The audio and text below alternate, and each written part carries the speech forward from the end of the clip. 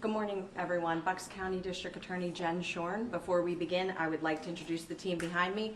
Chief of County Detectives from my office, Detective Gregory Beidler. To his right is Chief of Special Victims, Kristen McElroy from the Bucks County District Attorney's Office. Detective John Beck from the Middletown Township Police Department. Detective Nick Moffitt from the Newtown Township Police Department. Assistant District Attorney David O'Byrne from my office. And finally, Chief Joseph Bartarillo from the Middletown Township Police Department. We are here today, yet again, to report the arrest of an individual where the allegations involve facts that this individual was preying upon children. What's particularly concerning about this case is the allegations involve abuse that spans several years and having began over 20 years ago.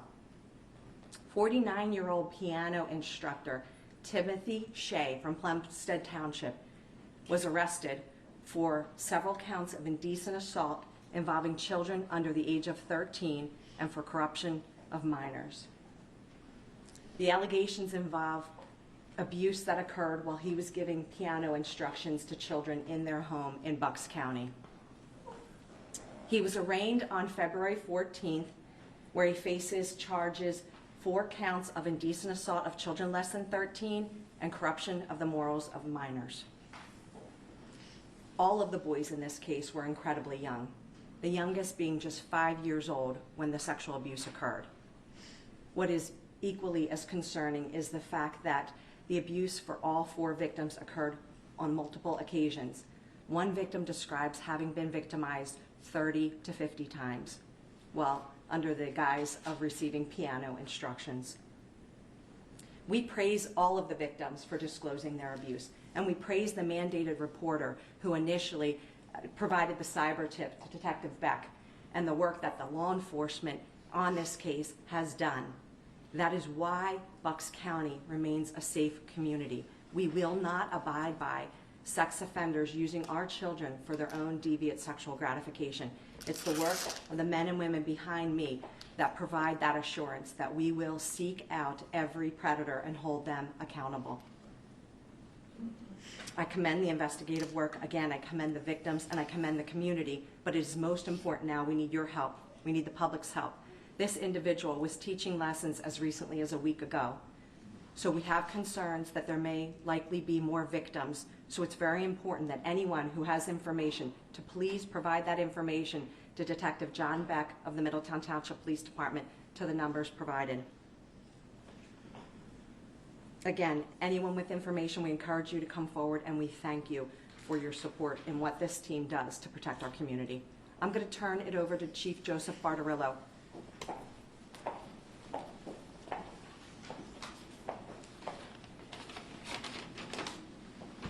Thank you, DA Shorn. Good morning, everyone. I'm Chief Joe Bartarella of the Middletown Township Police Department. First, I want to recognize and thank Middletown Township Police Department Detective John Beck, Newtown Township Police Department Detective Nick Moffitt for their dedication and tireless efforts in this comprehensive investigation, very involved investigation. Their thoroughness and commitment ensured that the victims who bravely came forward had the opportunity to seek justice after the horrific crimes committed against them. I also want to extend my gratitude to all the police departments across Bucks County who worked alongside Detectives Beck and Moffitt throughout this case, as well as DA Shorn and the Bucks County District Attorney's Office. A special thank you to both Assistant District Attorneys here today, Kristen McElroy and David O'Byrne, for their relentless pursuit of justice in this case. This arrest is an important step forward, but our work is not done. If there are any other victims, no matter how long ago these crimes took place or where they occurred, we want to hear from you. Your voice matters. You will remain anonymous throughout the process, and we will do everything in our power to support you and pursue justice on your behalf. Given the pattern of abuse we've uncovered, we strongly believe there may be other victims. If you or someone you know was harmed by this individual, please come forward. Contact the Middletown Township Police Department or the Bucks County District Attorney's Office. To the survivors who have already come forward, you have shown incredible strength, and we commend your courage. This case serves as a reminder that justice has no expiration date, and we remain committed to seeking accountability for those who prey on the vulnerable. So if there are any questions, because it's in the prosecution stage at this point, I'm going to refer all questions to the District Attorney's Office. Thank you. This case seems to come together pretty quickly with the number of victims. I guess how did the actions, the DA's office track down 4 victims so quickly? Excellent police work. You know, I think we've proven in the past that we will breathe new life into cases even if they're decades old. And we know based on the allegations here that the crime stemmed 26 years ago is when the first offense was alleged to have occurred. And so it's thanks to the work of these individuals behind me. Can you speak to the idea of the mandated reporter who comes forward and starts it? I'll speak in very general terms, but individuals by operation of law who interact with other individuals are mandated to report allegations of child abuse, whether it's sexual or physical, and it does not, as Chief Bartolo said, expire. So an individual mandated reported this about one of the victims, and all of the victims subsequently came forward. And what's really important to note is the 2 victims from Middletown don't know the 2 victims from Newtown Township, yet their account of their victimization is so eerily similar, and that just it speaks volumes as to what occurred and the pattern. How old are these folks now? These 4 individuals? They're adults. They're adults now. Young adults? They're adults, mature. I mean, it's hard to kind of. Okay. Your young may be my. So yes, they're all adults, and just by doing the math, they were young children when it occurred, and adults now, having disclosed.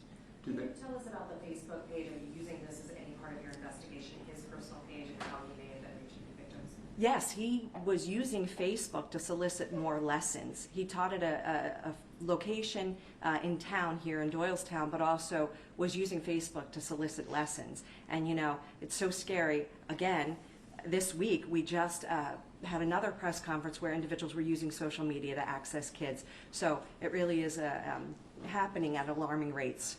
You said the oldest case is 26 years. What's the most recent case? The most recent case is still quite old, and so that's why we have grave concerns. It's not at all uncommon for children to never report abuse until late in adulthood, and that's why the statute of limitations in PA was expanded to someone's 50th birthday, because we all know and we see all too often that's when disclosures happen. The grooming is so effective in these cases that the children don't understand what is happening is wrong. And when they do, there's a shame and stigma associated. So again, not at all uncommon to have a disclosure made late in adulthood. Can you touch more on this cyber tip? Did that have to do with this Facebook page? And also, where in Doylestown did you think occur? So specifically, the abuse occurred at a music location here in Doylestown Borough, guitars and skateboards. I have to emphasize, they have been more than cooperative. And again, no fault lays with them. This individual was a wolf in sheep's clothing and using his talents as a piano instructor to access children for his deviant gratification. Is he still behind bars at this hour? Bail, anything like that? Yeah, his bail presently, he is incarcerated at the Bucks County Correctional Facility. Bail was set at $1 million, 10% by Judge Galloway, and that's where he remains at this point. Has he always been a piano teacher? So if these things happened as long as 26 years ago when they start, he's still at it. Has this been his profession? Yes, that's my understanding. That's how it started, and up until a week before his arrest, he was a piano instructor. Any concerns he was involved with local schools? Obviously, if that does exist, if that information does exist, I have no doubt these detectives will unearth that information. In the probable cause, it says it goes up to victim 13. So were there 13 victims or 4 victims? No, age 13. Age So they were all prepubescent, and again, that speaks volumes to this particular deviance, that these children, like I said, 5 was the youngest. I mean, kindergarten, to put it in perspective. Well, there's a potential then for a huge number of victims. If There- he's been for decades here. And that's exactly why we're appealing to the public. You know, anyone who has had contact with this man, any parent who's hired them to give lessons to their children, you know, we want to hear from them. Even if they're uncertain if their child was victimized, it's important we know about them and we want to hear from them. So he gave private lessons, is that correct? Yes, private lessons in the home and also at a studio. Was he still doing them? I mean, I know these allegations, these things took place allegedly at the kids' homes. You're saying now he worked at a business. Did he still give private lessons as well, do you think? As of recently, he was using Facebook to solicit lessons, to offer lessons in the homes of individuals who would seek an instructor. So, it's okay, my apologies. I was going to say, does he have any type of record previous to this? I would be not able to speak to that. But as you can see, it doesn't much matter because we know the allegations of abuse are ongoing for years. You talked about a case earlier this week, and we've been in this room, and we've talked about cases like this before. For people that say, this sounds alarming, this is happening all the time, what do you have to say to that? It does, and it is, and it's scary, you know, but that's why Bucks County, we are proactively making sure to try to identify and target people who are preying upon our children. If there are no more, I'm sorry, go ahead. So you said that the adult victims, all adults now, all come forward, alleged victims all come forward.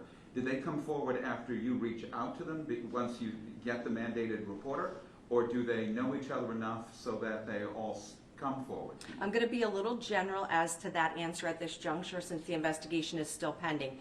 The report triggered, the mandated reporter triggered a child line report, which triggered a police investigation, and then subsequently disclosures were made. But I'm going to be general beyond that just based on the nature of the investigation. And this is what you refer to as that cyber tip, is that correct? Correct. A little bit distinguishable from the case we had earlier this week where it was a cyber tip from online exchanges where actual content was being exchanged online. Are you guys at least using that Facebook page and social media to go back and try to contact potential victims? There is no doubt in my mind that this team will use every resource available to them to identify, and have already began that process, to identify other potential victims. We owe it to the community to make sure those conversations are being had with parents and children.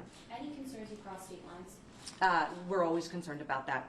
My first case as a child abuse prosecutor was a piano teacher who crossed multiple county lines, and we consolidated prosecution, so we will always be aware and concerned for that. Mandated reporters are mandated reporters even if they're hearing a disclosure from an adult. Yes. That would have happened when they were a minor. Yes. Still mandated to Still report. mandated. Absolutely. Jen, not to imply parents did anything wrong here, but as you mentioned, this happens.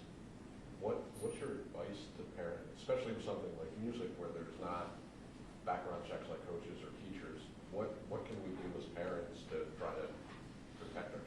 Yeah, I think it's keeping the dialogue, keeping the open communication with your children. You know, these sex offenders use a stigma of we're in this together, we both did something bad, and it oftentimes very successfully silences children. So parents have to kind of destigmatize that and make sure that their children know they can come forward to an adult and disclose.